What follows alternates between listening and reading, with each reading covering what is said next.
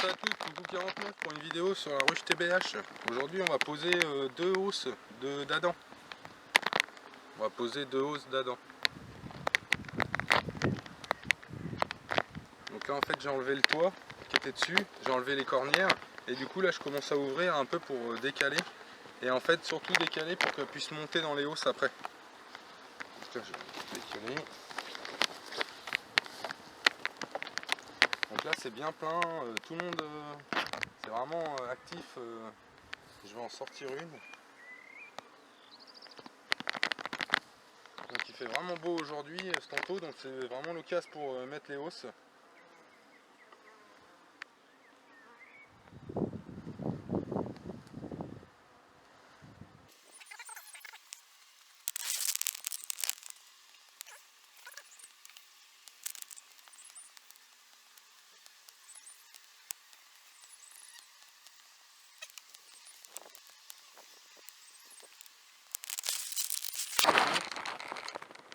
Vraiment beau, super beau.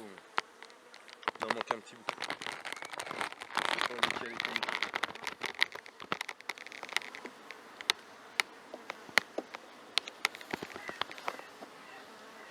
Je décale tout le monde en fait pour pouvoir qu'elle j'arrive à monter dans le.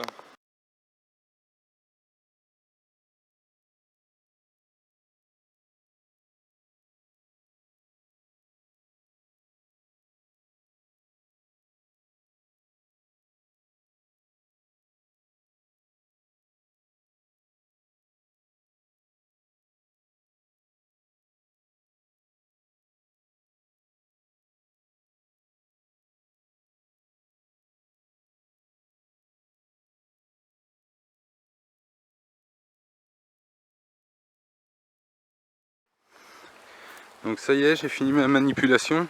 Donc en fait ce que j'ai fait c'est que les hausses d'Adam elles n'étaient pas dans le bon sens, 50 par 43.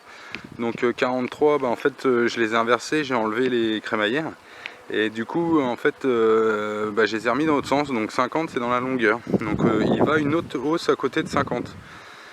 Donc moi j'en ai pas mis une, j'ai préféré monter pour parce qu'en fait elles veulent pas s'étendre en longueur, hein. Là elles sont arrivées à peu près ici comme on voyait sur la caméra et en fait elles veulent pas tisser après derrière.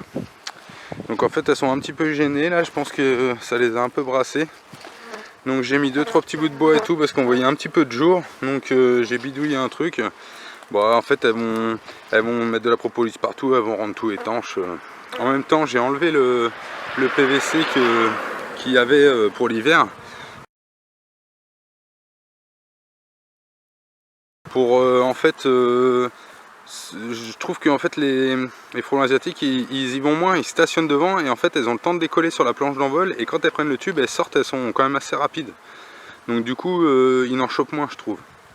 Après c'est vrai que le frelon après il s'adapte en fait. Et, je me suis rendu compte que cette année il en chopait un petit peu plus que les autres années. Donc ouais, il doit s'adapter en fait, il doit évoluer un petit peu avec tous les systèmes qu'on lui met.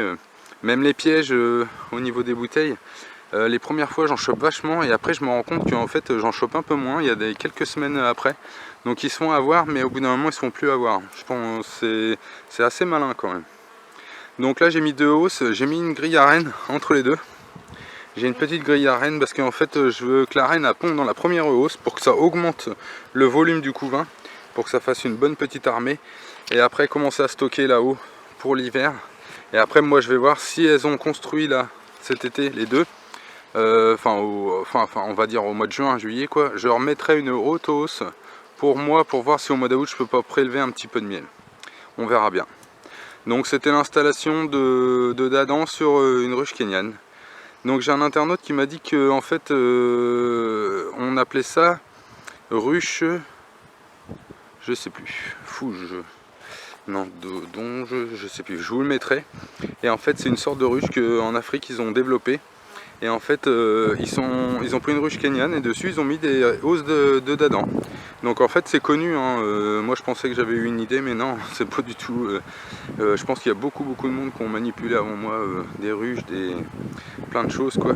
Donc qui ont essayé plein de trucs. Donc en fait on s'inspire des autres mais des fois on croit qu'on a une idée mais en fait non, ça a déjà été fait. Donc je pense que ça va être intéressant, mais pour moi ça sera pas l'avenir, parce que en fait je veux passer en ruche écologique en varée pour pouvoir vraiment reconstituer comme elles sont quand elles sont sauvages, quoi, en fait, comme un tronc. C'est quand même le plus intéressant. On met par en dessous, on récolte par au-dessus.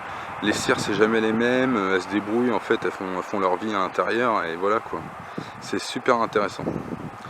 Donc c'était tout sur le point, sur la ruche kenyane. Merci à tous.